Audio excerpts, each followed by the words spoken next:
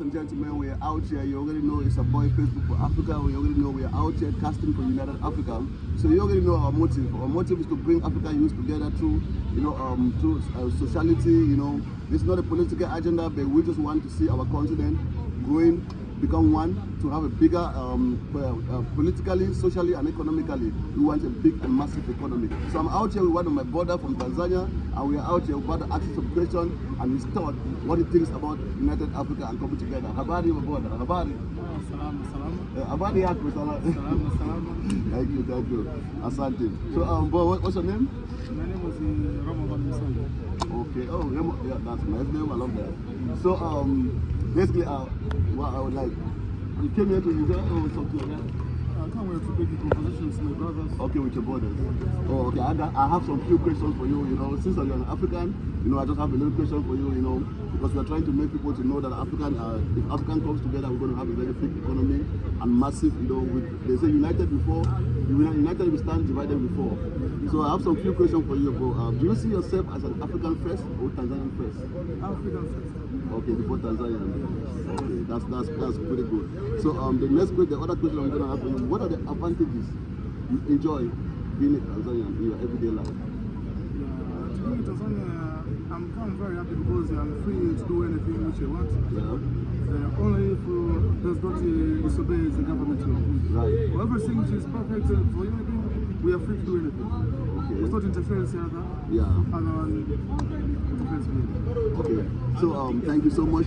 Despite the independence African claims we have achieved during the pre-colonial period, do you still feel like we are under colonial domination? Yeah, we are still in colonial domination because even before making a government policy, it's not passed before being constructed with external countries, especially Western countries. Yeah. They bring more policies to us.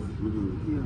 That's why we feel we are still colonized. So we still feel like we are under colonial domination. We are free to do some activities or some facts, but the other we can't do without being passed by other Western countries. Okay. That become a very big problem for us. Okay, so as an African citizen that you are, what are the steps and measures that you take in your personal life to make sure that African gets united and African become a one-child, no matter how small you do? Like, what are the steps and measures that you do to make sure African become great? Yeah, we try to make some effort, but you must start through family levels. Right. Because when your brother or your father try to shape your child or your wife to behave accordingly. Before going outside of your family. That's very true. So it's a good leadership or it's a good organization start on your own family. Yeah. That's true. That's very good. Families, streets. Then you come to the region, up to the nationwise, you become organized. Okay. So we're gonna go to the next question. So I'm gonna ask you this. So what if they make you if you become the president of African Union, what in the next 24 hours or for, let me say, for 4 days, what are the steps and measures you're going to take to unite Africa? Even so, I'm not a politician. Right. I don't have any dream to become a president, but if it's happening at the time, there are many issues which I try to solve it. Especially people that can't become organized while they face some problems. Right. First, before we want people to organize, solve their problems first. Right. That's true. Like food, deposits, shelter, and the other thing which is very important. Most of the people, they are sick, they don't have hospital. Most people want to travel, they buy poor infrastructure. Right. So if you make this sense clear, you make this accessible, clear, the organization become very simple. Okay, so you can't organize because when they fail to meet their normal standards. The normal standards. Yeah. So you are saying that the first thing as you see, most of African countries, they fail to be organizing because even their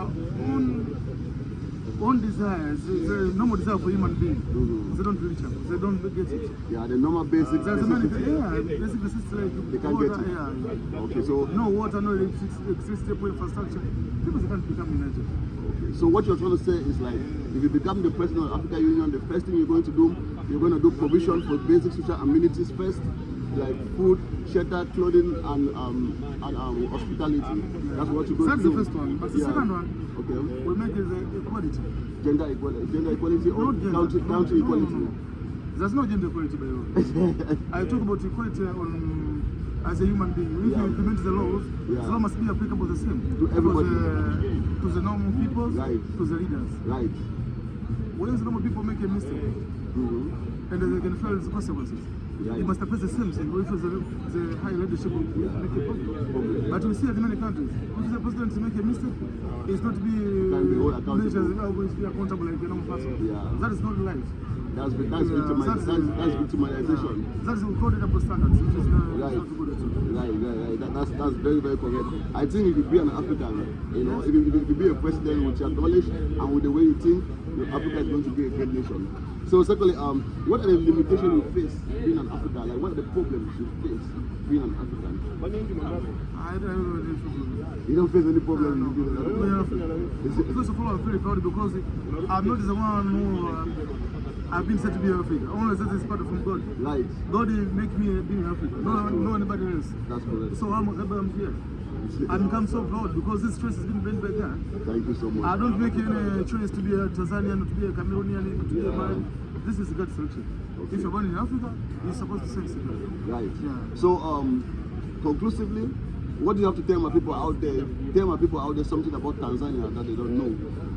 Tanzania is a very good country. They're free to do anything without interference in government policies and the laws. You're welcome. We definitely we have different education in Tanzania, especially in Ngorongoro, Keita, in my house. Most of people hospitality of Tanzanian people is very good. So you're only welcome. Yeah. So you're already here from our brother Karibu, Tanzania. If you want to come to Tanzania, you're free to come to Tanzania. He said that they have a lot of beautiful touristic attraction, so you can come to Tanzania. Me, I can upload that, I can attest to that. Tanzania is one of the best countries I've been in my whole life in Africa. The people are welcoming, so you know, peaceful. Like, they don't like trouble. They are on their lane. You know, I don't really know how I can do this thing. Just come to Tanzania and you're gonna witness what I'm witnessing.